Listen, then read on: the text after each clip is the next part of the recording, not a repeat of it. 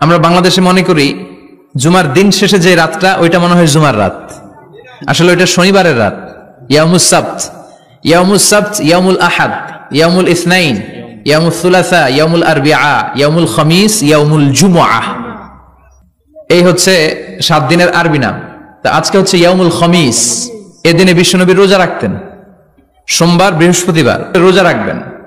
যারা রোজা রাখবে তাদের জন্য ইন দ্য ডে অফ জাজমেন্টে আল্লাহ স্পেশাল একটা গেট বানাবে জান্নাতে ঢোকার জন্য। ওইটার নাম হচ্ছে রাইয়ান। মান দাখালাহু লাম ইয়াজমা আবাদা। একবার who can enter within this door he will never be thirsty again. একবার যে দরজা দিয়ে জান্নাতে ঢুকতে পারবে আজীবনের জন্য তার গলার তৃষ্ণা মিটে যাবে। তো এই রাইয়ান দরজা দিয়ে ঢুকতে হলে আমাদেরকে মাঝে মাঝে সুন্নাত নফল রোজা রাখার অভ্যেস করতে হবে। রাজি আছেন তো? অনেক মুরব্বীরা রাখতে চায়, তো রাখতে চায় কিন্তু নিয়ম জানে না। অনেকে শুধু শুক্রবারে রোজা রাখে, এটা মাকরু। শুধু শুক্রবারে রোজা রাখা মাকরু, শুধু শনিবারে রোজা রাখা মাকরু। সুন্নাহ হচ্ছে সোম আর বৃহস্পতিবার। বিষ্ণুনবী সোমবার রোজা রাখতেন। সুইলা আন ইয়াউমিল ইসনাইন, নবীকে জিজ্ঞেস করা হলো, নবী সোমবারে রোজা রাখেন কেন? বিষ্ণুনবী বললেন, ফিহি বুলিত্তু, এদিনে আমি জন্মগ্রহণ করেছিলাম, তাই শুকরিয়া স্বরূপ রোজা রাখি। আজকে হচ্ছে ইয়াউমুল খামিস মানে বৃহস্পতিবার, কিন্তু আজকে মাগরিবের পর থেকে সূর্য ডোবার পর থেকে যে রাতটা শুরু হয়েছে, রাতটা কিসের রাত? জুমার রাত। এজন্য আমি সূরাতুল জুমা থেকে একটি আয়াত তেলাওয়াত করেছি। এই আয়াতের আলোকে জুমার দিনের ফজিলত, জুমার দিনের status, importance and significance in our life, in our social life, এ নিয়ে আমরা কিছু কথা বলবো। এবং জুমা কেন্দ্রিক আমাদের মধ্যে কিছু মিস আন্ডারস্ট্যান্ডিং, মিস ইন্টারপ্রিটেশন আছে, মিসকনসেপশন আছে, এগুলো নিয়ে আমরা কিছু কথা আজকে শুনবো আমলের নিয়তে। কিসের নিয়তে? সবাই কি একমত? তাহলে এই প্রতি মুহূর্তকে কিয়ামতের ময়দানে আল্লাহ তাআলা মিজানের পাল্লায় রাখা হলে এটা উহুদ পাহাড়ের সমান ভারী করে দিবে। আর যদি আমলের নিয়ত না থাকে 1 ঘন্টা 1.5 ঘন্টা চলে যাবে, আমল নামায় এটার কোনো ওজনই হবে না। এজন্য যারা আসছেন সবাই শুরুতে নিয়ত খালেস করে নেন যে যতক্ষণ শুনবো আমলের নিয়তে শুনবো। তো আজকে আমরা যে সূরাটা থেকে কথা বলবো, সূরার নাম সূরাতুল জুমআহ। সূরার নাম কথা কয় না, জুমআহ, সূরাতুল জুমআহ। আরবি শব্দ বের করার একটু চেষ্টা করবেন, করতে করতে মুখটা নরম হয়ে আসবে, তখন আরবি শব্দ বেরোবে। ইংরেজি শব্দ, হিন্দি শব্দ বলতে বলতে আরবি বেরোয় না আমাদের। হিন্দি কইতে গেলে সব মুখস্থ। এখন বাংলার চেয়ে আমাদের ছেলেপেলেরা হিন্দি বেশি জানে, ঠিক কিনা?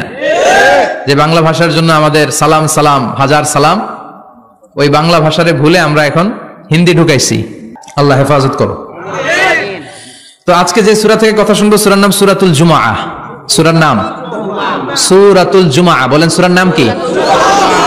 সবাই বলেন সূরাতুল, আবার বলেন সূরাতুল।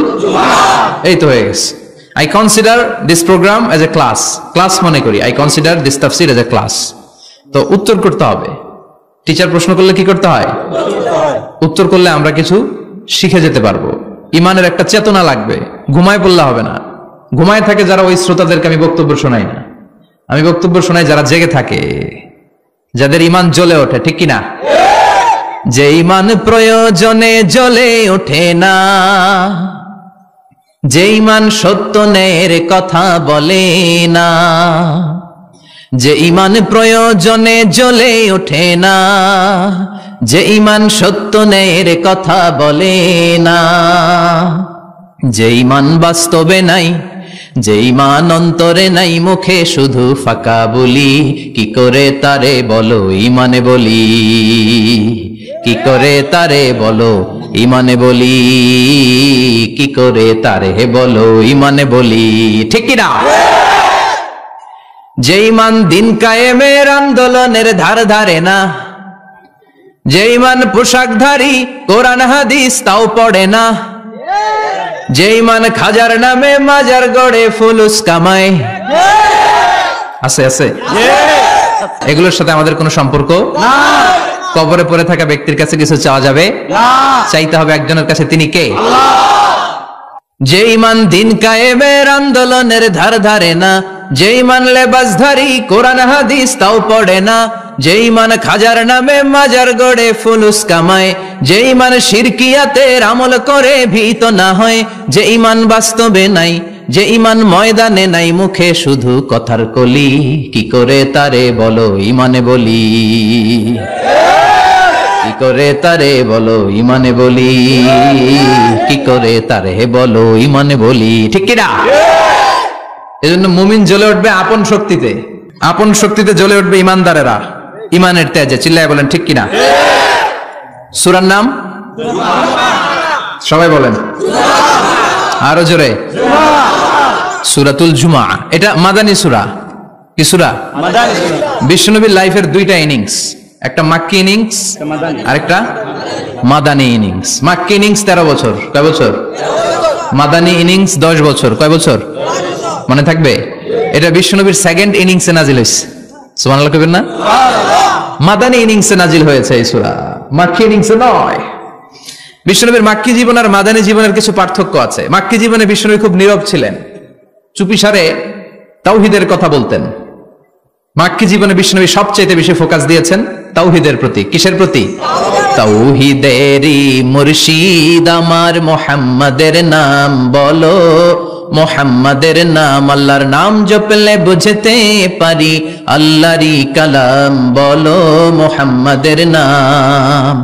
ওই নামেরই রশি ধরে যাই আল্লাহর পথে, ওই নামেরই ভেলায় চড়ে ভাসি নূরের স্রোতে, ওই নামের বাতি জেলে দেখি আরশের মুকাম বলো, মুহাম্মাদের নাম। তাওহীদেরই মুর্শিদ আমার মুহাম্মাদের নাম বলো, মুহাম্মাদের নাম। পড়েন আল্লাহু আকবার। মাক্কি ইনিংসের কর্মসূচি ছিল তাওহীদ, ছিল রিসালাত, ছিল আখিরাত, এগুলোর কথা বিশ্বনবী বুঝিয়েছেন।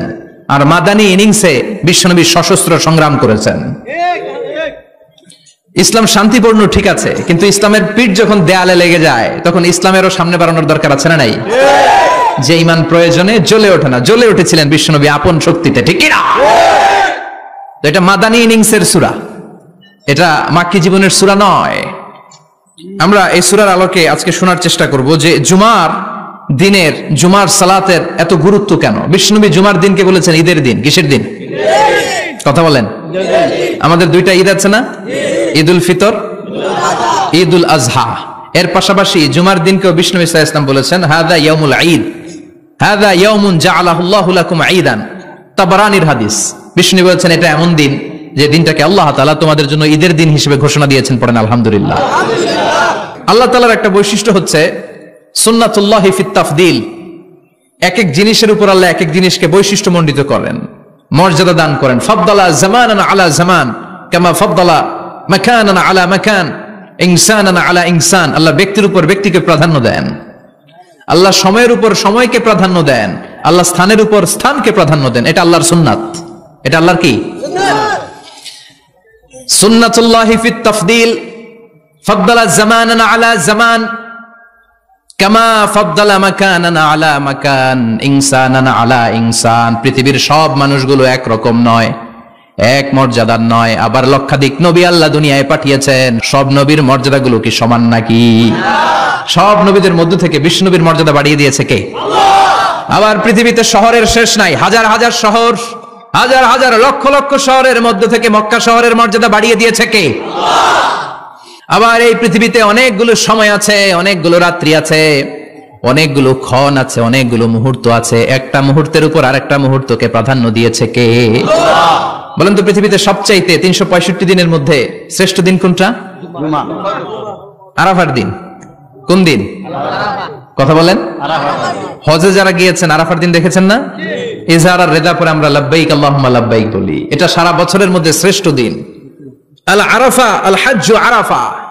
আরাফাটাই হজ। কেউ যদি আরাফার দিনে থাকতে পারে তার হজ হয়ে গেছে। আলহামদুলিল্লাহ কোন? আলহামদুলিল্লাহ। আর হজে সব করেছে, আরাফা করে নাই, হজ হবে না। কথা বলেন, হজ হবে না। তার মানে বছরের শ্রেষ্ঠ দিন আরাফার দিন। এদিন আল্লাহ এত সংখ্যক বান্দাকে একসাথে ক্ষমার ঘোষণা দেন, বছরের কোন দিন এত মানুষকে ক্ষমা করেন না। সুবহানাল্লাহ। আবার শয়তান ওই দিনে এতটা লাঞ্ছিত বোধ করে, এতটা অপমান বোধ করে, বছরের কোন দিন শয়তান এত অপমানিত হয় না। এজন্য বিশ্বনবী বলেছেন খায়রুদ দুআ দুআ ও আরাফা। সবচাইতে শ্রেষ্ঠ দোয়া আরাফার দিনের দোয়া। বিশ্বনবী বলেন আরাফার দিনে একটা দোয়া আমি করি, আমার আগে সব নবীরা এই দোয়াটা করতেন। দোয়াটা হলো লা ইলাহা ইল্লাল্লাহ ওয়াহদাহু লা শারীকা লাহ লাহুল মুলকু ওয়া লাহুল হামদু ওয়া হুয়া আলা কুল্লি শাইইন কাদির। সুবহানাল্লাহ পড়েন। সুবহানাল্লাহ। মুখস্থ আছে না দোয়াটা? এটা পড়বেন। বিশ্বনবী আরাফার ময়দানে এই দোয়াটা পড়তেন। তাহলে বোঝা গেল বছরের সব দিন সমান না। সব দিন সমান না। বছরের সবচেয়ে শ্রেষ্ঠ দিন হচ্ছে আরাফার দিন। কোন দিন? এবার বলেন বছরের সবচেয়ে শ্রেষ্ঠতম রাত কোনটা? কদরের রাত। ইন্না আনজালনাহু ফি লাইলাতিল কদরি ওয়া মা আদরাকা মা লাইলাতুল কদর লাইলাতুল কদরি খায়রুম মিন আলফি শাহর। হাজার মাসের চেয়ে সেরা। ওই রাতে ইবাদত করলে, হাজার মাস যাবত ইবাদত করলে যেই সওয়াব, ওই পরিমাণ সওয়াব আমলনামায় তুলে দিবে কে? আল্লাহ। শ্রেষ্ঠ রাত কদরের রাত। এবার বলেন বছরের সবচাইতে শ্রেষ্ঠতম মাস কোনটা? রমজান মাস। শাহরু রমাদান আল্লাযী উনজিলা ফীহিল কুরআন। যে মাসে কোরআন নাজিল হয়েছে এই মাসের চেয়ে শ্রেষ্ঠ কোনো মাস থাকতে পারে? চিল্লায় বলেন থাকতে পারে? তার মানে বছরের শ্রেষ্ঠ দিন আরাফার দিন, বছরের শ্রেষ্ঠ রাত কদরের রাত, বছরের শ্রেষ্ঠতম মাস রমজান মাস। এবার বলেন সপ্তাহের মধ্যে শ্রেষ্ঠতম দিন কোনটা? বিশ্বনবী বললেন সাইয়্যিদুল আইয়াম, leader of the all days in the week. সপ্তাহের যতগুলো দিন আছে 7টা দিনের সর্দার হচ্ছে ইয়াউমুল জুমা, জুমার দিন। চিল্লায় পড়েন আল্লাহু আকবার। তার মানে বছরের শ্রেষ্ঠ দিন আরাফার দিন, বছরের শ্রেষ্ঠ রাত কদরের রাত, শ্রেষ্ঠ মাস রমজান মাস, আর 7 দিনের মধ্যে শ্রেষ্ঠতম দিন হচ্ছে জুমার দিন। কোন দিন? জুমার দিন। এই সূরাতুল জুমা নিয়ে আমরা কথা শুনবো ইনশাআল্লাহ। বলেন এটা সাধারণ দিন নয়। ফিহি খালাকাল্লাহু আদম। কালকের এই দিনটায়, এই জুমার দিনে আল্লাহ তাআলা সাইয়েদনা আদম আলাইহিস সালামকে তৈরি করেছে। সুবহানাল্লাহ। বিশ্বনবী বলেন লাম্মা খালাকাল্লাহু আদম ওয়া কানা তুলুহু 60 যিরাআন। আল্লাহ তাআলা যখন আদম আলাইহিস সালামকে তৈরি করলেন 60 হাত লম্বা করে তৈরি করলেন। সুবহানাল্লাহ। আর আমরাও যারা জান্নাতে ঢুকবো আমাদের আকৃতি থাকবে 60 হাত লম্বা। সুবহানাল্লাহ। মজা করে সুবহানাল্লাহ পড়তে পারলেন না? আল্লাহ সাইয়েদনা আদমকে তৈরি করলেন এই জুমার দিনে। আবার সাইয়েদনা আদম আলাইহিস সালামকে পৃথিবীর বুকে তিনি পাঠিয়ে দিয়েছিলেন এই জুমার দিনে। সুবহানাল্লাহ। কুল নাহবিতু মিনহা জামিআ। O Adam, go down with your wife. তোমার স্ত্রী হাওয়াকে নিয়ে পৃথিবীতে নামো। সাইয়েদনা আদম আলাইহিস সালামকে আল্লাহ তাআলা পাঠিয়েছিলেন শ্রীলঙ্কার একটা পাহাড়ে, অ্যাডামস পিক। ওখানে ঐতিহাসিকভাবে প্রমাণিত, এটা হাদিসে নেই, কুতুবুত তারিখে এসেছে। শ্রীলঙ্কায় একটা পাহাড় আছে, কলম্বো থেকে অনেক দূর। ওই পাহাড়ের চূড়ায় সাইয়েদনা আদম আলাইহিস সালামের ফুটপ্রিন্ট আছে। ফুটপ্রিন্ট মানে পায়ের ছাপ। সুবহানাল্লাহ পড়ো। সুবহানাল্লাহ। এটারে বলে ফিঙ্গারপ্রিন্ট। এটারে কি বলে? ফিঙ্গারপ্রিন্ট। পায়ের গুলারে একজনের আঙ্গুলের ছাপের সাথে একজনের আঙ্গুলের ছাপের মিল নাই। শুধু তাই না, আমার এই আঙ্গুলের সাথে এই আঙ্গুলের ছাপের কোনো মিল নাই। আয়াহসাবুল ইনসানু আল্লান নাজমা ইযামা বালা কাদিরিনা আলা আন নুসাউবিয়া বানানা। আল্লাহ বলেন গোলাম, তুমি মনে করেছো তোমার হাড্ডি গুড্ডি পচে যাবে, তোমাকে আমি একত্রিত করে আবার বানাতে পারবো না? বানানো তো অনেক দূরের কথা, আমি যে তোমার আঙ্গুলের ছাপগুলো সংরক্ষণ করে রেখেছি। চিল্লায় পড়েন আল্লাহু আকবার। 1880 সালে স্যার ফ্রান্সিস গাল্টন নামে একজন বিজ্ঞানী, তিনি আবিষ্কার করেছেন যে আমাদের আঙ্গুলের ছাপগুলো আলাদা, ফিঙ্গারপ্রিন্ট আলাদা। এই 10টা আঙ্গুলের একটার সাথে আরেকটার কোনো মিল নাই। এই পৃথিবীতে যদি 600 কোটি মানুষ হয় তাহলে 6000 কোটি আঙ্গুল, একটা আঙ্গুলের সাথে আরেকটা আঙ্গুলের ছাপের মিল আছে? যারা সিগনেচার দিতে পারে না এরা কি দেয়? টিপসই দেয়। সুবহানাল্লাহ। সুবহানাল্লাহ। কি ম্যাজিক আল্লাহ আঙ্গুলে রেখে দিয়েছে, একটা আঙ্গুলের ছাপের সাথে আরেকটা আঙ্গুলের ছাপের মিল নাই। এখন এই বায়োমেট্রিক অথেন্টিকেশনের জন্য অনেক জায়গায় দিতে হয়। ইমিগ্রেশন পাস করবেন, গিভ ইউর ফিঙ্গারপ্রিন্ট। ভিসা করবেন, Schengen visa, European visa, provide your fingerprint first. Canadian এম্বাসিতে গিয়েছিলাম, সব আঙ্গুলের আলাদা আলাদা ফিঙ্গারপ্রিন্ট রেখেছে। এখন এটা অথেন্টিকেশনের জন্য সিকিউরিটি পারপাস খুব গুরুত্বপূর্ণ। কিন্তু 1500 বছর আগে, 1880 মানে কি 200 বছর তো না, 200 বছর আগে বিজ্ঞানীরা আবিষ্কার করলো। 1500 বছর আগে সূরাতুল কিয়ামার ভিতরে ফিঙ্গারপ্রিন্টের কথা বলেছে কে? আল্লাহ। আর পায়েরটারে বলে ফুটপ্রিন্ট। এটা প্রাণীদের ক্ষেত্রে প্রযোজ্য, কারণ প্রাণীদের আঙ্গুল নাই, আছে? ওদের আছে পা। বাঘের কয় পা? কথা কয় না, 4 পা। বাঘের হাত কয়টা? হাত নাই, ওদের পা। ফলে ওদের ফুটপ্রিন্ট লাগে। সুন্দরবনে কয়টা বাঘ আছে এটার একটা হিসাব আছে। কি করে বলে, কেমন করে হিসাব করে? বাঘের কাছে যে গুনে, চেহারা তো একরকম, একটারে 3 বার গুনবে। কথা কন, কিভাবে গনে? তাহলে বাঘ শুমারি হয় কিভাবে? ফুটপ্রিন্ট। পায়ের ছাপ, একটা বাঘের পায়ের ছাপের সাথে আরেকটা বাঘের পায়ের ছাপের কোনো মিল নাই। আবার কাবা ঘরের পাশে একটা ছোট্ট জায়গা আছে, এই জায়গার মধ্যে রাব্বুল আলামিন সব নবীদের পিতা সাইয়েদনা ইব্রাহিম আলাইহিস সালামের ফুটপ্রিন্ট রেখে দিয়েছেন। ওয়াত্তাখিযু মিম মাকামি ইব্রাহিম মুসাল্লা, সাইয়েদনা ইব্রাহিমের দাঁড়ানোর জায়গায় তোমরা নামাজের জায়গা করে নাও। আল্লাহু আকবার। সাইয়েদনা ইব্রাহিম আলাইহিস সালামের পায়ের ছাপ আছে কিন্তু মাকাম ইব্রাহিমে, আর সাইয়েদনা আদম আলাইহিস সালামের পায়ের ছাপ আছে অ্যাডামস পিকে, শ্রীলঙ্কার ওই পাহাড়ে। তো যেদিন আদম আলাইহিস সালামকে আল্লাহ ওখানে পাঠিয়ে দিয়েছিলেন ওই দিনটা ছিল জুমার দিন। সুবহানাল্লাহ নাই? সুবহানাল্লাহ বাড়িতে যাই বলেন, চিল্লায় পড়েন আল্লাহু আকবার। এরপরে সাইয়েদনা আদমকে পাঠানো হলো শ্রীলঙ্কায়, সাইয়্যিদাতুনা হাওয়া আলাইহিস সালামকে পাঠিয়ে দেয়া হলো সৌদি আরবের জেদ্দা শহরে। আরবিতে জেদ্দা বা জাদ্দা মানে দাদি, জেদ্দাতুন বা জাদ্দাতুন মানে কি? দাদি। হাওয়া আলাইহিস সালাম আমাদের সবার দাদি, ঠিক কিনা? ওনার নামে এই শহরের নাম। বছরের পর বছর সাইয়েদনা আদম আলাইহিস সালাম এবং হাওয়া আলাইহিস সালাম আল্লাহর কাছে ক্ষমা চাইলেন, আল্লাহ ভুল করে নিষিদ্ধ গাছের ফল খেয়েছি, তুমি মাফ করে দাও। আল্লাহ বললেন আদম কয়েকটা কালিমা শিখিয়ে দেব, এই কালিমাগুলো পড়ে আমার কাছে দোয়া করো, আমি কবুল করে নিব। আল্লাহু আকবার। আল্লাহ শিখিয়ে দিলেন আর বললেন আদম পড়া, রাব্বানা যালামনা আনফুসানা ওয়া ইন লাম তাগফির লানা ওয়া তারহামনা লানাকুনান্না মিনাল খাসিরিন। ও আল্লাহ, জুলুম করেছি নাফসের উপর, ভুল করেছি, অন্যায় করেছি, আপনি যদি ক্ষমা না করে দেন আমরা শেষ হয়ে যাব, আমরা হালাক হয়ে যাব, ক্ষতিগ্রস্তদের মধ্যে শামিল হয়ে যাব, ঠিক কিনা? আল্লাহ সাইয়েদনা আদম আলাইহিস সালামের তওবা কবুল করলেন। ওনার কাজ হচ্ছে তওবা কবুল করা, আমাদের কাজ গুনাহ করা, শয়তানের কাজ ওয়াসওয়াসা দেওয়া, আল্লাহর কাজ খালি মাফ করা। সুবহানাল্লাহ পড়বেন না? তাকাব্বালাল্লাহু তাওবাতা আদম ফি ইয়াউমিল জুমআহ। আল্লাহ যেদিন আদম আলাইহিস সালামের তওবা যে কবুল করছেন, ঘোষণা দিয়েছেন, এই ঘোষণাটা ছিল জুমার দিনের ঘোষণা। আবার সাইয়েদনা আদমকে যেদিন রূহ কবজ করে আবার নিয়ে যাওয়া হয়, ওই দিনটাও ছিল জুমার দিন। পড়েন সুবহানাল্লাহ। পৃথিবীতে একজন মানুষই শুধু জানতেন যে তিনি পৃথিবীতে কতদিন বাঁচবেন, সেটা হচ্ছে সাইয়েদনা আদম আলাইহিস সালাম। ওনাকে বলে দেওয়া হয়েছিল উমরুকা আলফু সানা, তুমি পৃথিবীতে বাঁচবে 1000 বছর। কয় বছর? সাইয়েদনা আদমের সামনে অনেকগুলো রূহ রাখা হলো। সাইয়েদনা আদম বললেন এরা কারা? আল্লাহ বললেন এরা হচ্ছে নাসালুক, তোমার বংশধর, পৃথিবীতে তোমার পরে এরা পৃথিবীতে আসবে। সাইয়েদনা আদম বললেন আল্লাহ ওই যে একটা রূহ দেখা যায় এটার নাম কি? আল্লাহ বললেন হাদা ইবনুকা দাউদ, এটা তোমার ছেলে দাউদ, সে দুনিয়াতে নবী হয়ে আসবে, তার ছেলে সুলাইমানও নবী হয়ে আসবে। সাইয়েদনা আদম বললেন মাবুদ, আমার ছেলে দাউদের কত বছর হায়াত আপনি দিয়েছেন? আল্লাহ বললেন 40 সানা, মাত্র 40 বছর, 4 ইয়ার্স, 40 বছর তোমার ছেলেটা বাঁচবে। ও আল্লাহ, আমি বাঁচবো কয় বছর? তুমি বাঁচবা 1000 বছর। সুবহানাল্লাহ। সাইয়েদনা আদম বললেন মাবুদ, এত ফুটফুটে সুন্দর আমার ছেলে দাউদ মাত্র 40 বছর দিলেন কেন? জিদ মিন উমরিহি, বাড়ায়া দেন। কি করেন? সুপারিশ করতেছে পোলার লাইগা কে?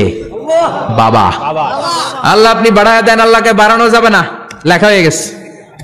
রুফিআতিল আকলাম ওয়া জাফফাতিস সুহুফ, কলম তুলে নেওয়া হয়েছে আর কালি শুকিয়ে গেছে, আর কিছু করা যাবে? সাইয়েদনা আদম বললেন মাবুদ, আমার 1000 বছর কেন দিলেন? আমার এই সুন্দর ফুটফুটে ছেলেটারে মাত্র শুধুমাত্র 40 বছর কেন দিলেন? ও মাবুদ, আমার 1000 বছরের দরকার নাই, আমার 1000 বছর থেকে 60 বছর আমি আমার ছেলেরে দিয়ে দিলাম। দাউদ আলাইহিস সালাম বাঁচবে 40 বছর, তো বাপ আদম যদি আরো 60 দেয়, 40 আর 60 মিলে কত হয়? 100। ভালো হিসাব বুঝে 100। আর আদম আলাইহিস সালাম পেয়েছিলেন 1000 বছর, 60 কমে গেলে রইল কত? 940 বছর পৃথিবীতে থাকার পরে মালাকুল মাউত চলে এসেছে। কারণ এটা on time, the death will come on time, it never late, কখনো দেরি হয় না। আল্লাহ বললেন লিকুল্লি উম্মাতিন আজালুন ফাইযা জাআ আজালুহুম লা ইস্তাখিরুনা সাআতান ওয়া লা ইস্তাকদিমুন। মৃত্যুর একটা নির্ধারিত সময় আমি বেঁধে দিয়েছি, অন টাইম, অন টাইমেই চলে আসে, 1 সেকেন্ড আগেও আসবে না, 1 সেকেন্ড পরেও আসবে না। 940 বছর বয়সে মালাকুল মাউত এসে হাজির, এসে বলল জিতু আন আকবাদা রূহাক, রূহ কবজ করতে আসছি। আদম আলাইহিস সালাম বললেন রূহ কবজ করতে আসছো মানে? আমি বাঁচবো তো 1000 বছর। কয় বছর?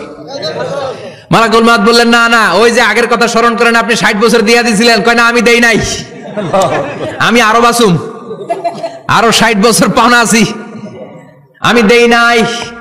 মালাকুল মাউত বললেন আপনি দিয়েছেন। আদম বলে দেই নাই। মালাকুল মউত বলে আল্লাহ ঘটনা দেখেন, দিয়া কয় দেই নাই। আল্লাহ কয় থাক, কথা কইস না, আয়া পড়। সুবহানাল্লাহ পড়েন। নাসিয়া আদম ফানাসিয়া বানু, ভুলে গেছেন উনি। আমরা ভুলে যাই, আমরা খেয়ে বলছি খাই নাই, নিছিলাম পকেটে, কয় নেই নাই। এরকম ডাকাইত আছে না নাই? নাসিয়া আদম ফানাসিয়া বানু, বিশ্বনবী বললেন আদম ভুলেছে তো তার সন্তানরাও ভুলে যায়। জাহাদা আদম ফাজাহাদা যুররিয়াতু, আদম অস্বীকার করেছে, তার সন্তানরাও অস্বীকার করে। সেদিন থেকে আল কিতাব ওয়া শুহুদ, মানে লিখে রাখার সিস্টেম আর সাক্ষীর সিস্টেম চালু হয়েছে। সুবহানাল্লাহ পড়েন। সুবহানাল্লাহ। 940 বছর বয়সে মালাকুল মউত এসে আদম আলাইহিস সালামের রূহ নিতে পারে নাই। উনি 1000 বছর যখন হয়েছে তখন এসে সাইয়েদনা আদম আলাইহিস সালামের রূহ কবজ করেছে। যেই দিন পৃথিবীর প্রথম মানব, প্রথম নবীর রূহ মালাকুল মউত দুনিয়ায় এসে কবজ করেছে, ওই দিনটাও ছিল জুমাবার। সুবহানাল্লাহ, আল্লাহু আকবার। আবার বিশ্বনবী বললেন লা তাকুমুস সাআ ইল্লা ফি ইয়াউমিল জুমআহ ইযা যুলজিলাতিল আরদু জিলজালাহা ওয়া আখরাজাতিল আরদু আসকালাহা ইযা রুজ্জাতিল আরদু রাজ্জাও ওয়া বুসাতিল জিবালু বাসসা। কিয়ামতের দিন পৃথিবীটাকে একটা প্রকম্পন দিয়ে কাঁপিয়ে দিবে কে? আল্লাহ। মারাত্মক একটা ঝাঁকুনি দিবে আল্লাহ, পুরো পৃথিবীটা কেঁপে ভেঙে চুরে খান খান হয়ে যাবে। এই ঝাঁকুনি আর আর্থকোয়েক, ভূমিকম্প এর ঘটনাটা যেদিন ঘটবে ওই দিনটাও হচ্ছে জুমার দিন। চিৎকার করে পড়েন সুবহানাল্লাহ। তার মানে আদম সৃষ্টি হলো জুমার দিনে, দুনিয়ায় নামিয়ে দেয়া হলো জুমার দিনে, তওবা কবুল করে নেওয়া হলো জুমার দিনে, রূহ কবজ করা হলো জুমার দিনে, আবার কিয়ামত সংগঠিত হবে জুমার দিনে। পড়েন সুবহানাল্লাহ। আবার বিশ্বনবী বললেন আর রমাদান ইলা রমাদান, এক রমজান থেকে আরেক রমজানের মাঝখানে যত গুনাহ হয় মাফ করে কে? আল্লাহ। তারপরে বিশ্বনবী বললেন আল উমরাতু ইলাল উমরাহ, কেউ যদি একবার উমরা করে পরে আবার করলে 2 উমরার মাঝখানে গুনাহগুলো মাফ করে দেয় কে? আল্লাহ। আবার বিশ্বনবী বললেন আল জুমআতু ইলাল জুমআ কাফফারাতুন লিমা বাইনাহুমা, এক জুমার পর থেকে সামনের জুমা আসা পর্যন্ত যে সগীরা গুনাহগুলো হয় সবগুলো সগীরা গুনাহ মাফ করে দেয় কে? রজব শাবানে বরকতে দাও, রমজান মাসে গুনাহ ঝড়াও, সপ্তাহ জুড়ে তুমি বরকতে দাও, জুমার দিনেতে গুনাহ ঝড়াও, রজব শাবানে বরকতে দাও, রমজান মাসে গুনাহ ঝড়াও। ঠিক না? তার মানে জুমার দিন গুনাহ মাফের দিন। সারা সপ্তাহে ভুল ত্রুটি অন্যায় যা করলাম জুমার নামাজের বদৌলতে সব গুনাহ মাফ করে দেয় কে? আল্লাহ। এই দামি দিনটাকে আল্লাহ ইহুদিদের দিতে চেয়েছিলেন, পায় নাই। আলহামদুলিল্লাহ করবেন না? আলহামদুলিল্লাহ। ইখতিলাফু, তারা ইখতিলাফ করে হারাইছে এটা। এই দামি দিনটা রব্বুল আলামিন নাসারাদেরকে দিতে চেয়েছিলেন, ফাখতালাফু, ওরাও ইখতিলাফ করে হারাইছে। এজন্য ইখতিলাফ ভালো জিনিস না খারাপ জিনিস? মারামারি ভালো জিনিস না খারাপ জিনিস? আর ঐক্য করা ভালো জিনিস না খারাপ জিনিস? ঐক্য করতে রাজি আছেন? ইহুদিদেরকে আল্লাহ দিতে চাইলেন, ইখতিলাফ করে হারাইছে, নাসারারাও হারাইছে। ফাজা আল্লাহু বিনা ফাহাদানা বিহাদা দ্বীন, রব্বুল আলামিন এই দিনটা আমাদেরকে দিলেন, আমরা ইখতিলাফ করি নাই, বিশ্বনবীর হাতে হাত রেখে ঐক্য করে ঘোষণা দিয়েছি জুমার দিন আমাদের সাপ্তাহিক দিন। সুবহানাল্লাহ। বিশ্বনবী বলেন ফাগাদান লিল ইয়াহুদ, সাপ্তাহিক আনন্দের দিন ইহুদিদের জন্য হচ্ছে শনিবার, ইয়াউমুস সাbt, ওয়া বা'দা গাদ লিন নাসারা, আর খ্রিস্টানদের জন্য হচ্ছে রবিবার, আর আমাদের জন্য হচ্ছে শুক্রবার। চিল্লায় পড়েন আল্লাহু আকবার। তার মানে জুমার দিন, জুমাবারের মর্যাদা বেশি না কম? চিল্লায় বলেন বেশি না কম? জুমার দিন সকালবেলা ফজরের নামাজের পর থেকে ফেরেশতারা যতগুলো মসজিদে জুমা অনুষ্ঠিত হয় ওই মসজিদে ঢোকার প্রতিটা দরজার মধ্যে দাঁড়িয়ে থাকে। কারা কারা আগে আগে জুমার নামাজ পড়ার জন্য মসজিদে যায়, প্রত্যেকের নামগুলো একটা জান্নাতের রেজিস্ট্রি খাতার মধ্যে তুলে নেয়। এই নামগুলো স্পেশালি আল্লাহর কাছে পাঠানোর জন্য। সুবহানাল্লাহ কইবেন না? ডানে বায়ে সামনে পেছনে যতগুলো দরজা, প্রতিটা দরজায় ফেরেশতারা বসে থাকে। কে আগে আসলো নাম তুলে দেয়। তুলতে তুলতে তুলতে তুলতে খতিব সাহেব যখন খুতবা দেওয়ার জন্য মিম্বারে যেয়ে বসে যায়, ফেরেশতারা তাদের খাতা বন্ধ করে তারাও খতিব সাহেবের সামনে জুমার খুতবা শোনার জন্য বসে যায়। পড়েন সুবহানাল্লাহ। প্রথম জুমার দিন জুমার মসজিদে যে ঢুকবে, বিশ্বনবী বললেন আল্লাহর রাস্তায় একটা উট কুরবানি দিলে যেই সওয়াব, এই সওয়াব আল্লাহ আমলনামায় দিয়ে দেয়। দ্বিতীয় পর্যায়ে যে ঢুকে, বিশ্বনবী বললেন বাকারা, গরু কুরবানির সওয়াব পায়। 3 নম্বরে যে ঢুকবে, বিশ্বনবী বললেন কাবসা, হাদিসের ভাষায় এসেছে আল কাবাস, কাবাস মানে হলো বকরি, বকরি কুরবানির সওয়াব। 4 নম্বরে যে ঢুকবে তার হচ্ছে দাজাজা, দাজাজা মানে মুরগি। 5 নম্বরে যে ঢুকবে, বিশ্বনবী বললেন বাইদা, নোয়াখালীরা কয় বয়দা, আমরা কই আন্ডা, কুমিল্লায় কই ডিম। আছে না নাই?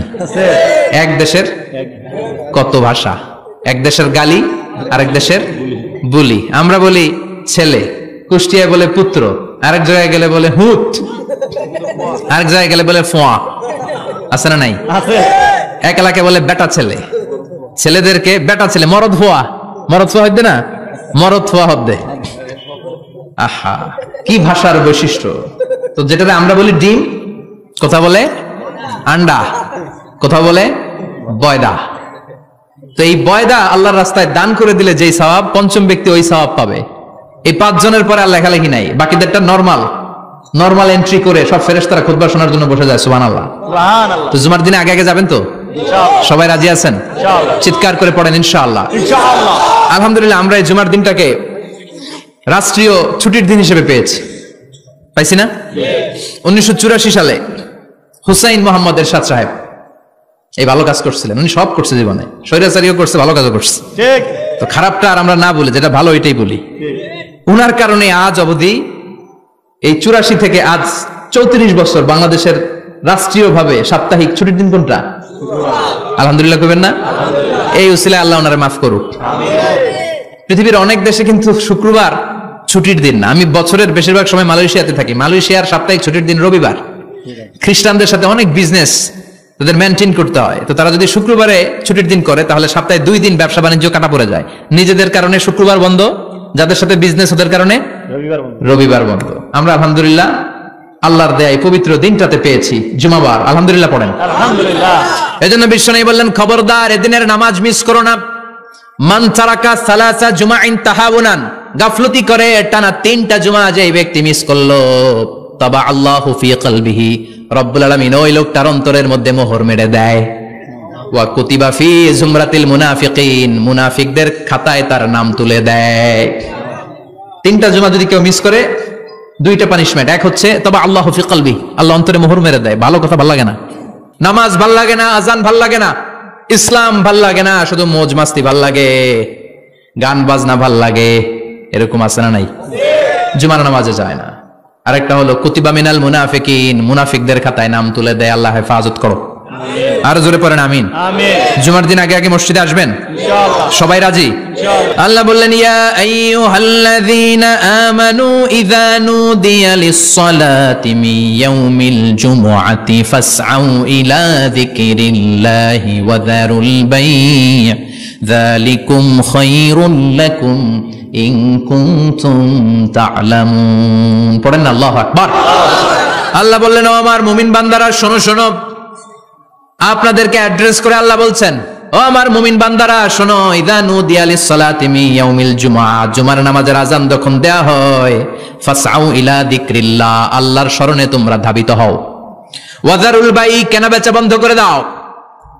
যালিকুম খায়রুল লাকুম ইন কুনতুম তা'লামুন, এটাই তোমাদের জন্য কল্যাণ যদি তোমরা বুঝতে পারো। জুমার নামাজের আযান যখন হয়, ফাসআউ ইলা যিকরিল্লাহ, আল্লাহর স্মরণে তোমরা বের হয়ে যাও। আল্লাহু আকবার।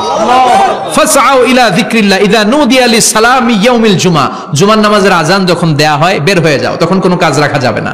এই আযান দ্বারা উদ্দেশ্য হচ্ছে খতিব সাহেব খুতবা দেওয়ার জন্য মিম্বারে বসলে যে আযানটা দেয়া হয়, এই আযান। কথা বুঝতে পেরেছেন? কিন্তু দুর্ভাগ্যজনক হলে সত্য, আমাদের বাংলাদেশে এই আজানটা কেন যেন মুয়াজ্জিন ভাইরা ইমাম সাহেবের সামনে এসে আস্তে আস্তে দেয়, ছোট ছোট করে ইমাম সাহেবের মুখের উপরে দেয়, মাইকে দেয় না। এটা পাইছে কই? এটা যে কোত্থেকে ঢুকছে এক আল্লাহই ভালো জানে। আজান মানে অ্যানাউন্সমেন্ট। আজান মানে কি? কথা বলেন। অ্যানাউন্সমেন্ট কি জোরে হবে না আস্তে? তো সব আজান মাইকে এত সাউন্ড করে, এই আজানটা ইমাম সাহেবের মুখের সামনে এসে ছোট ছোট করে কেন দেয়? এটার কোনো দলিল আছে বলে আমার জানা নাই। এই আজানটাও মাইকে হতে হবে। আমি পৃথিবীর যত দেশ ঘুরেছি, অনেক বড় বড় মসজিদে আমি জুমার সালাত করেছি, সব জায়গায় মক্কাতুল মুকাররমা সহ মসজিদে নববী সহ সব জায়গায় খতিব সাহেব জুমার মিম্বারে বসার পরে যে আজানটা দেয়া হয়, এটা অন্যান্য আজানের মতো মাইকে দেয়া হয়। আল্লাহ বললেন, ইযা নুদিয়া লিস-সালামি ইয়াউমিল জুমআ, জুমার দিনে আজান যখন দেয়া হয়, এই আজান দ্বারা উদ্দেশ্য হচ্ছে খতিব বসলে যে আজান 12:30 12:15 দিকে যে আজান, এই আজান উদ্দেশ্য নয়। বিশ্বনবীর সময়ে এই 12:30 12:15 দিকে যে আজান ছিল, এটা ছিল না।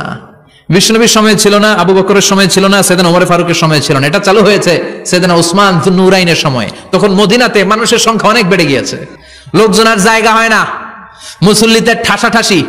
উনি ঘোষণা দিলেন সুকে জাওরা, জাওরা নামক বিশাল একটা বাজার আছে, ঘোষণা দিলেন এখন থেকে ওই জায়গায় জুমার নামাজ হবে।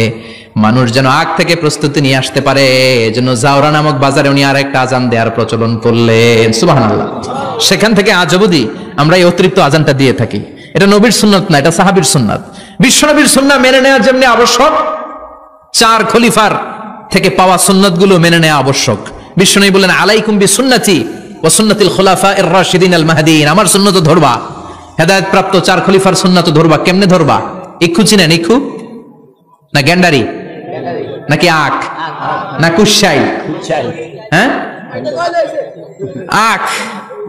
কাঁচা আখ খায় কি করে? এই সামনের দাঁত দিয়ে ভাঙে না? সামনের দাঁত দিয়ে বলে ভাঙে, চাপার দাঁত দিয়ে, এই জায়গার দাঁত দিয়ে শক্ত করে ধরতে হয়। বিশ্বনবী বললেন আব্দু আলাইহা বিন নওয়াজিজ, আমার সুন্নাত আর সাহাবীদের সুন্নাতকে চাপার দাঁত দিয়ে আঁকড়ে ধরো, যাতে ছুটে না যায়। চিল্লায় পড়েন আল্লাহু আকবার। এটা সাইয়েদনা উসমানের সুন্নাত। বিশ্বনবী বললেন ইযা নুদিয়া লিস-সালাহ মিন ইয়াউমিল জুমআতি ফাসআউ ইলা যিকরিল্লাহ, জুমার দিনে আযান যখন দেয়া হয় ফাসআউ ইলা যিকরিল্লাহ, আল্লাহর স্মরণের দিকে ধাবিত হও। দেরি করো না। দেরি করা যাবে? আযান হইলে কোনো কাজ রাখবেন? কোনো ব্যস্ততা থাকবে?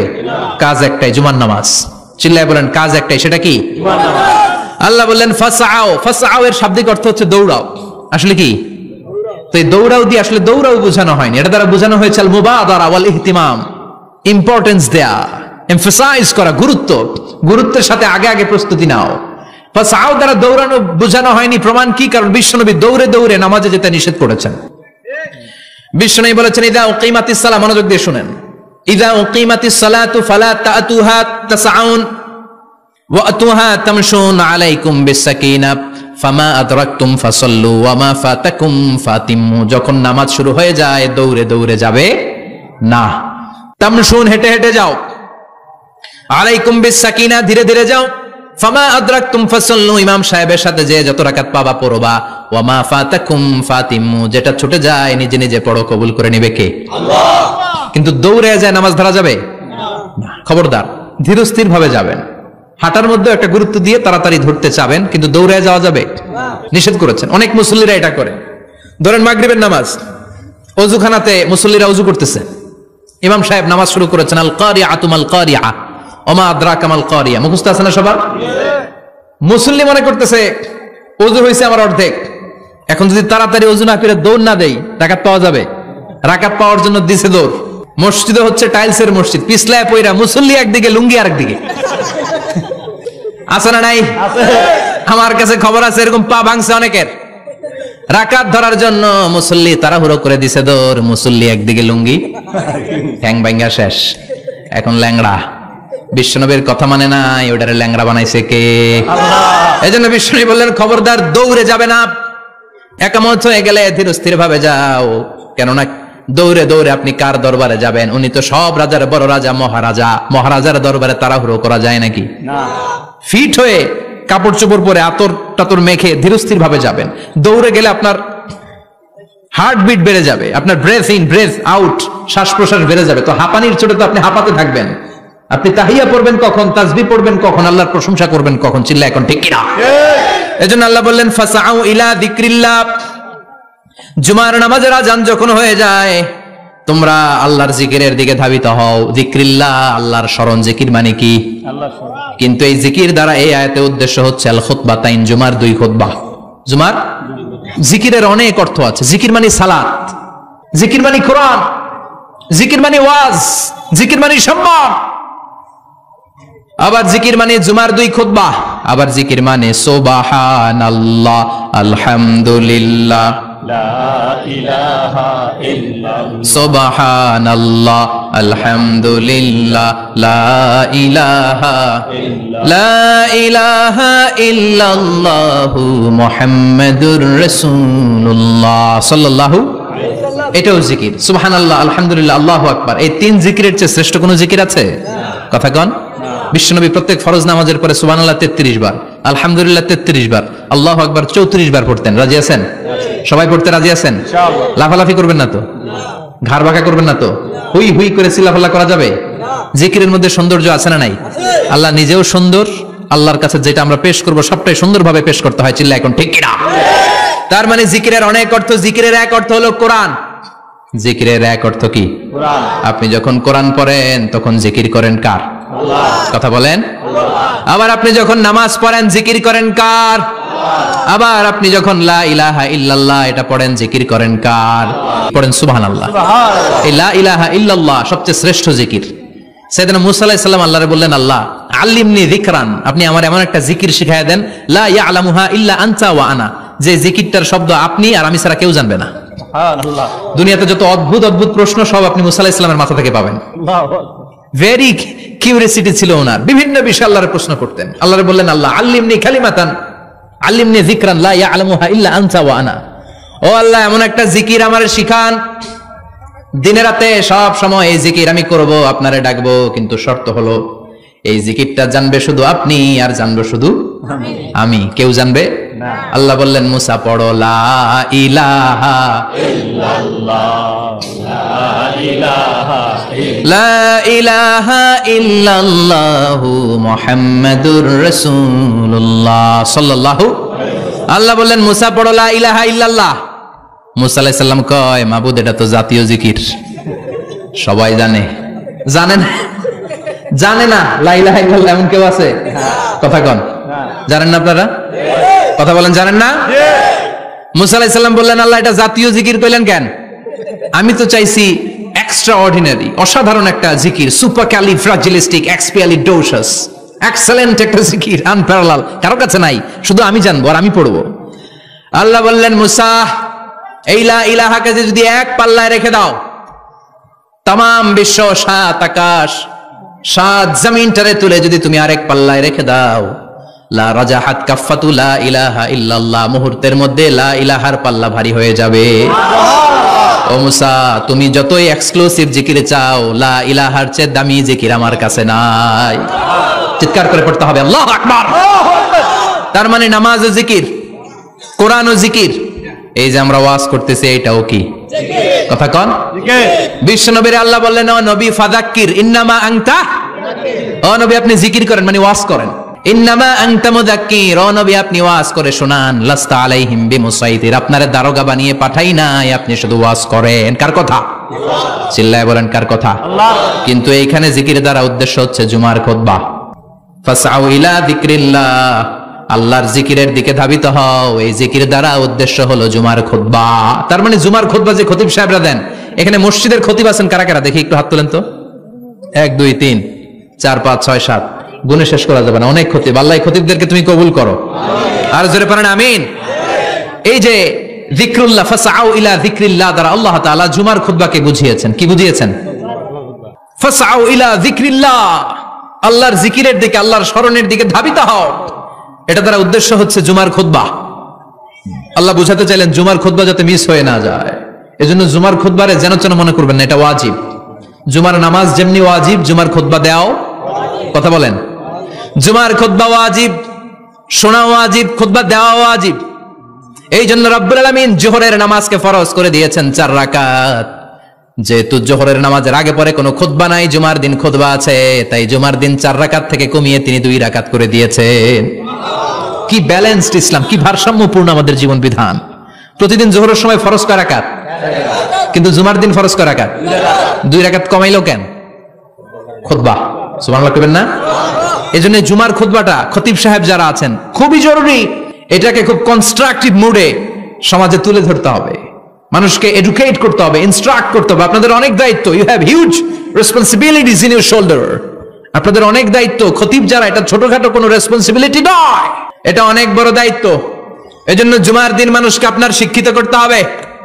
এই জুমার খুতবা, জুমার আলোচনার সাথে পৃথিবীর কোনো আলোচনার কোনো মিল নাই, কারণ জুমার আলোচনা সব সময় অন টাইম, একটা নির্ধারিত সময় হয়। পৃথিবীর অন্য কোনো আলোচনা নির্ধারিত সময় হয় নাকি?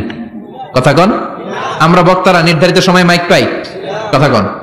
কোনদিন 8টায়, কোনদিন 9টায়, আজকে বসছি কয়টায়? কিন্তু জুমার খুতবার এটা চেঞ্জ হয়। কি বরকতের একটা জলসা, ওই দিন সবাই আসতে হয় মসজিদে।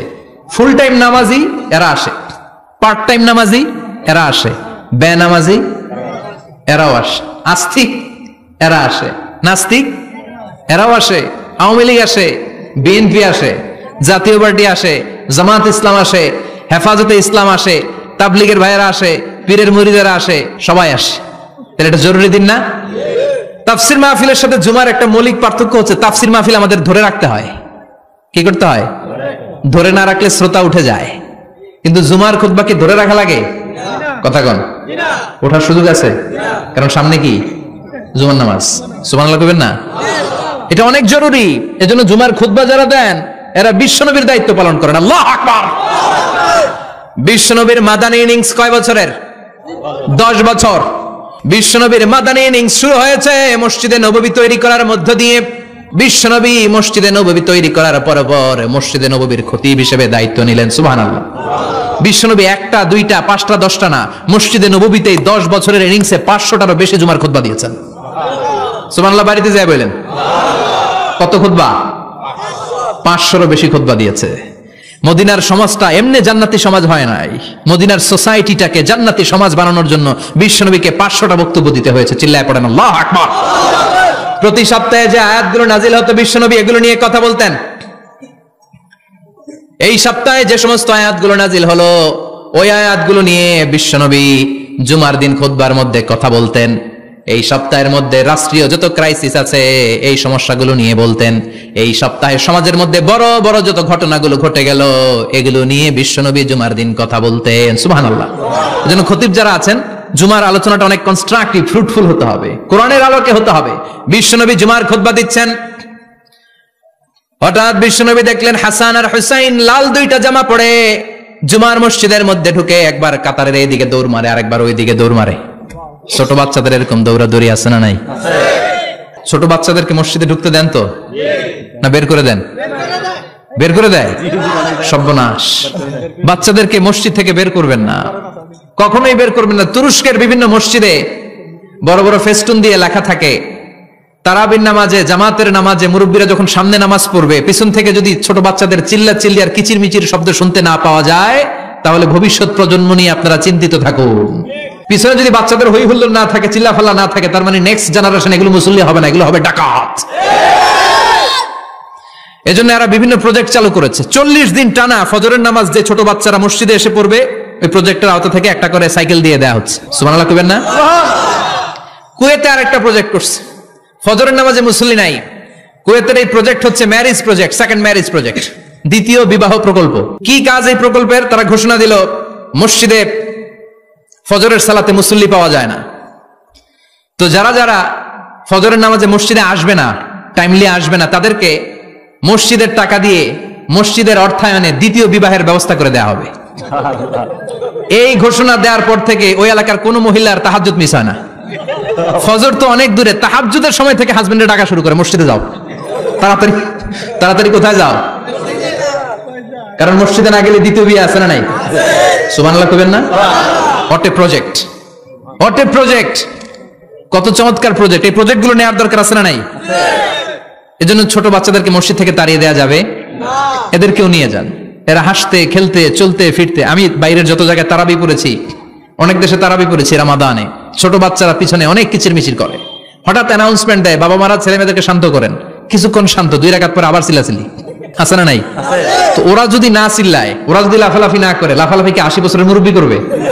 কথা কয় না। মুরব্বী লাফালাফি করলে এটা মানাবে?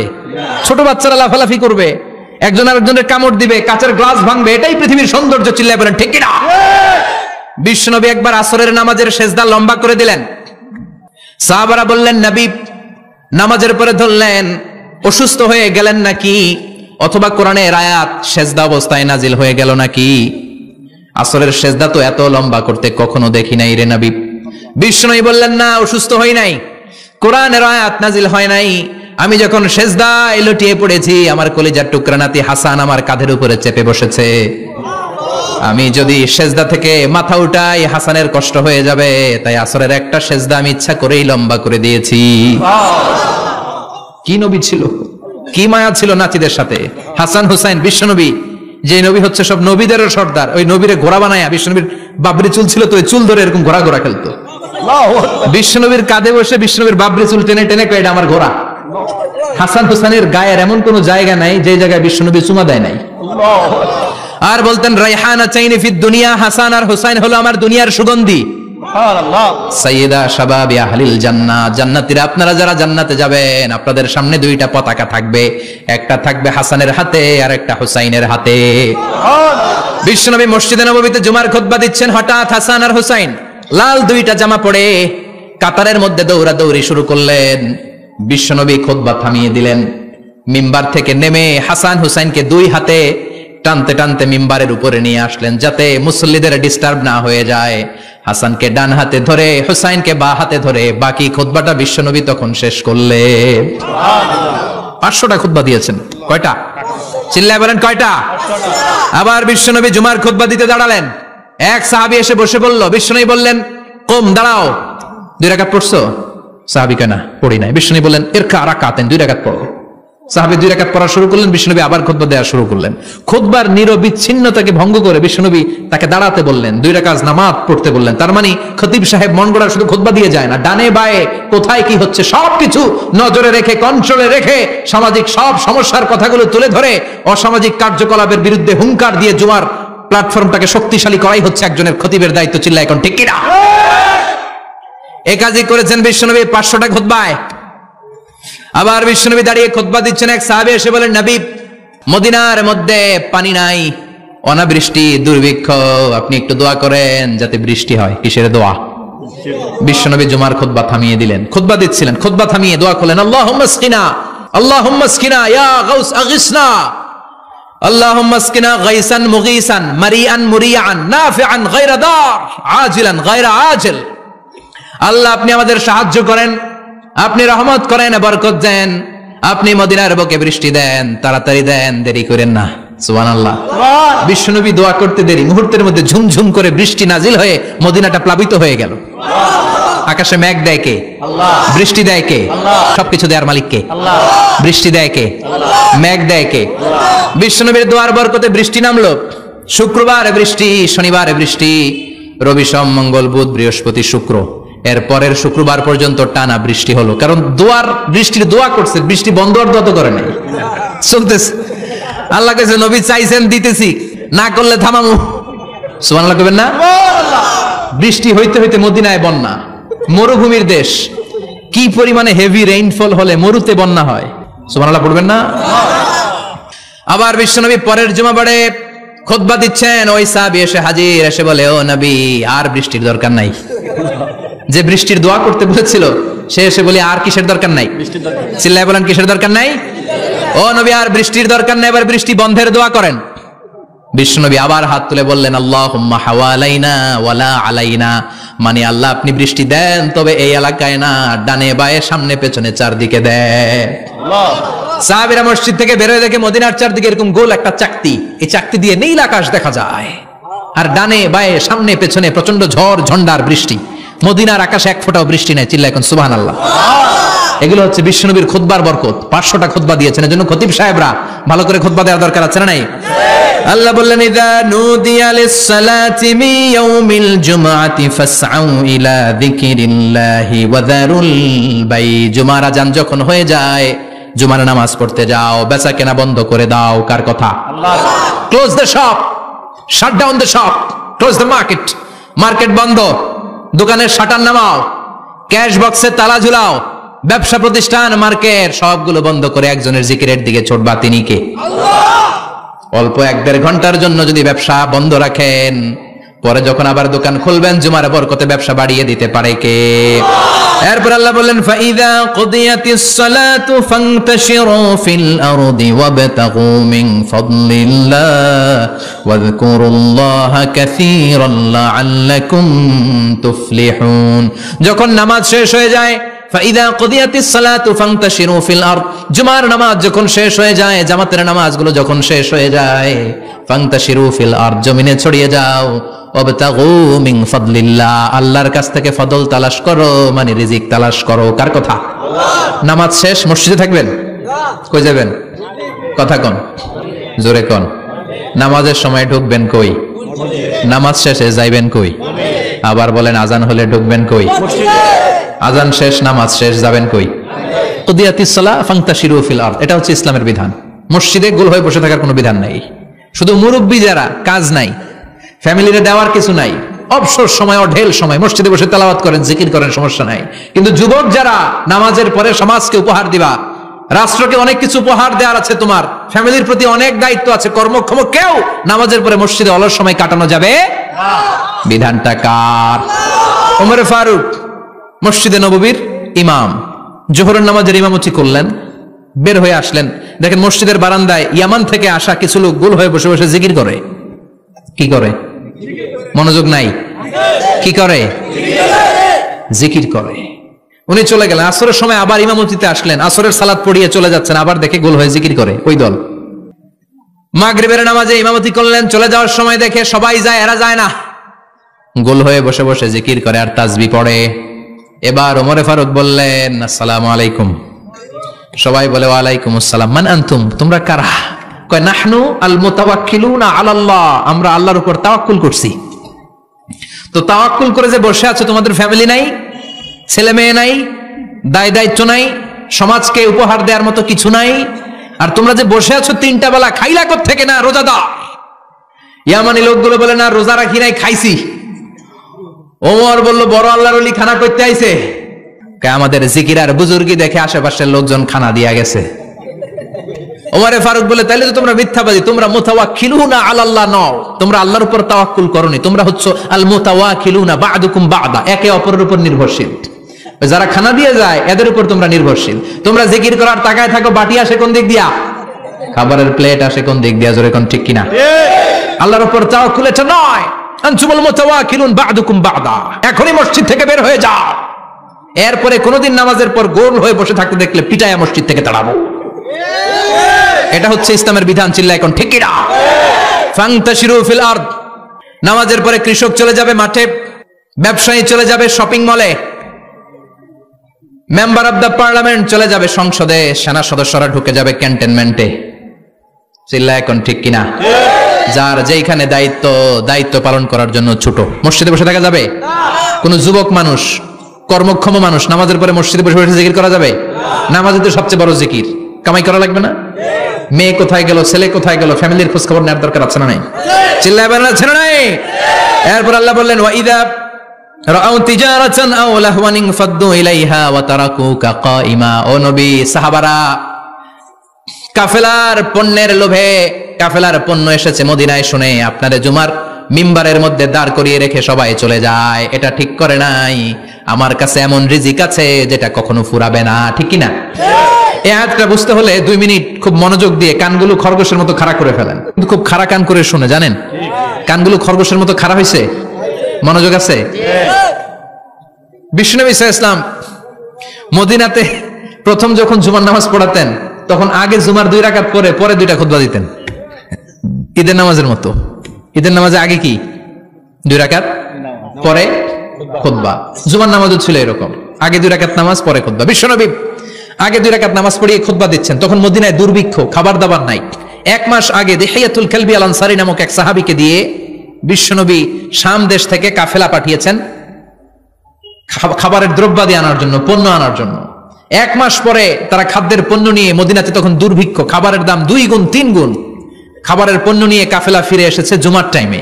তখন বিশ্বনবী জুমার 2 রাকাত নামাজ পড়িয়ে খুতবা দিচ্ছিলেন। কি করতেছিলেন? আর তখন নিয়ম ছিল, কোন শহরে কাফেলা ঢুকলে তারা তবলা বাজাতো, ঢোল বাজিয়ে দিত, ঢোলের আওয়াজ সবাই শুনে ওইখানে জড়ো হতো। যার যত পণ্য কিনা দরকার পণ্য কিনে নিয়ে চলে যেত। বিশ্বনবী জুমার নামাজের ইমামতি করে 2টা খুতবা যখন দিবেন, মিম্বারের মধ্যে দাঁড়িয়ে বিশ্বনবী মসজিদে নববীতে খুতবা দিচ্ছেন। খুতবার মাঝখানে বিশ্বনবী তবলার আওয়াজ শুনতে পেলেন। কিসের আওয়াজ? বিশ্বনবী সহ সব সাহাবারা বুঝতে পেরেছে 1 মাস আগে দিহিয়াতুল কালবি শাম দেশে যেই কাফেলা পাঠানো হয়েছে, ওই কাফেলা খাবারের পণ্য নিয়ে মদিনার মধ্যে ঢুকেছে। এখন মসজিদে কানাঘুষা। কিছু সাহাবী বলে না না, বিশ্বনবীর খুতবা রেখে যাওয়া যাবে না। অনেকে বলে আমরা না গেলে মুনাফিকেরা সব পণ্য কিনে ফেলবে, আমরা খাবো কি? কেউ কয় বসে থাকি, কেউ কয় ল যাই। 2-4 জন ওঠা শুরু, সাথে সাথে ওনাদের পিছনে পিছনে বাকি সাহাবীরাও ওঠা শুরু। যেতে যেতে পেছন থেকে 1 কাতার 2 কাতার 3 কাতার পুরো মসজিদে নববী খালি, মাত্র 12 জন সাহাবা ছাড়া। কয়জন? কথা কন। 12 জন। মাত্র 12 জন সাহাবা বিশ্বনবীর সামনে বসে আছেন। 4 খলিফা জাবির ইবনে আব্দুল্লাহ, এরকম 12 জন সাহাবা বসে আছেন। সব সাহাবারা পণ্য কেনার জন্য চলে গেল। সাহাবারা ভাবলো নামাজ আসল, নামাজ তো পড়েই ফেলছি, এখন খুতবা, সমস্যা নাই। কিন্তু আল্লাহ এটা সহ্য করলেন না। বিশ্বনবী দাঁড়িয়ে খুতবা দিবে আর সাহাবারা সেই খুতবায় বসে না থেকে কাফেলার পণ্য কোরআনের জন্য দৌড়াবে, এটা সাহাবাদের জন্য শোভনীয় নয়। চিল্লা এখন ঠিক কিনা?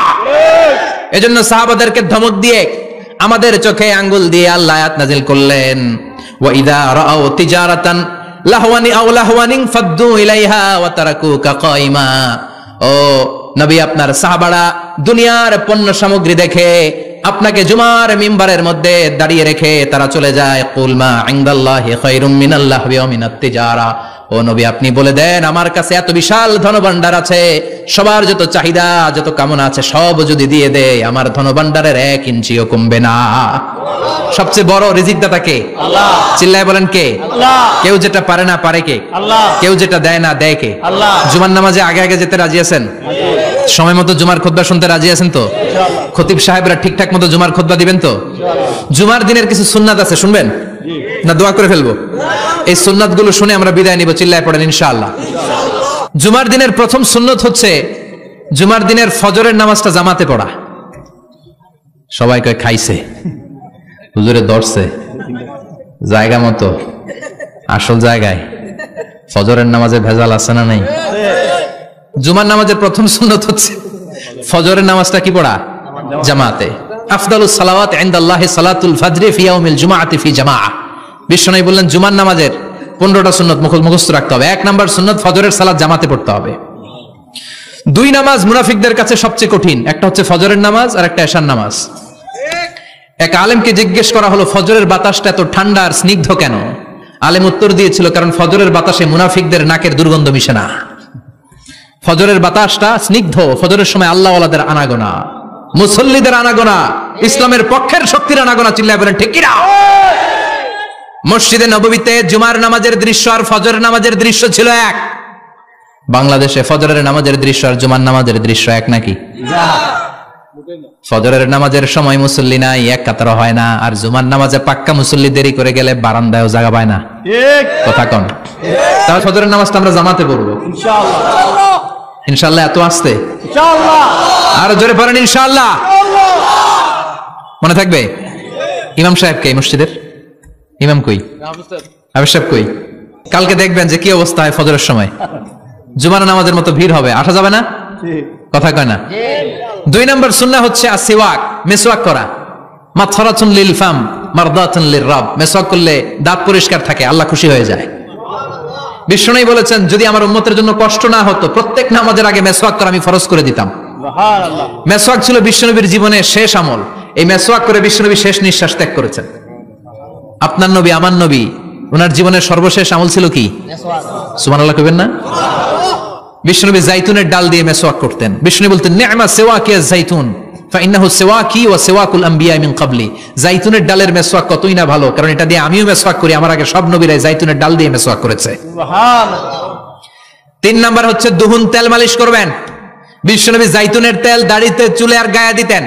বিশ্বনবী বলতেন ওয়াদাহিনু ফাইন্না ফিত তাদহিনি বারাকা। তেল খাও, তেল দাও, তেল মালিশ করো, তেলের ভেতরে আল্লাহ বরকত ঢুকাইয়া দিছে। তেল দিবেন তো? 4 নম্বরে আত্তিব, জুমার দিনে সুগন্ধি লাগিয়ে যাওয়া সুন্নাত। লাগাবেন? লাগাতে রাজি আছেন? বিশ্বনবী বলতেন এই দুনিয়ার 3টা জিনিস আমার কাছে সবচাইতে প্রিয়। হুব্বিবা ইলাইয়া মিন দুনিয়াকুম সালাস। 1 হচ্ছে আন-নিসা, নারীদেরকে আমি পছন্দ করি। 2 হচ্ছে আত্তিব, সুগন্ধি লাগাতে আমি পছন্দ করি। বিশ্বনবীরে কেউ সুগন্ধি হাদিয়া দিয়েছে, বিশ্বনবী নেয় নাই, এরকম কোন ঘটনা ঘটে নাই। আল্লাহু আকবার। 3 নম্বরে কুররাতু আইনি ফিস সালাহ। নামাজের মধ্যে যখন আমি দাঁড়িয়ে যাই আমার চক্ষুটারে ঠান্ডা করে দেয় কে? আবার বিশ্বনবী বলতেন আরবাউন মিন সুনানিল মুরসালিন। 4টা সুন্নাত সব নবীদের সুন্নাত। 1 নম্বরে আল হায়া মানে লজ্জা। আরেক বর্ণনা এসেছে আল খিতান মানে সুন্নাতে খাতনা, এটা সব নবীদের ছিল। আর সেওয়াক সব নবীরা মেসওয়াক করেছেন। আর তিব সব নবীরা আতর লাগিয়েছেন। আর নিকাহ সব নবীরা বিয়েও করেছেন। চিল্লায় পড়েন আল্লাহু আকবার।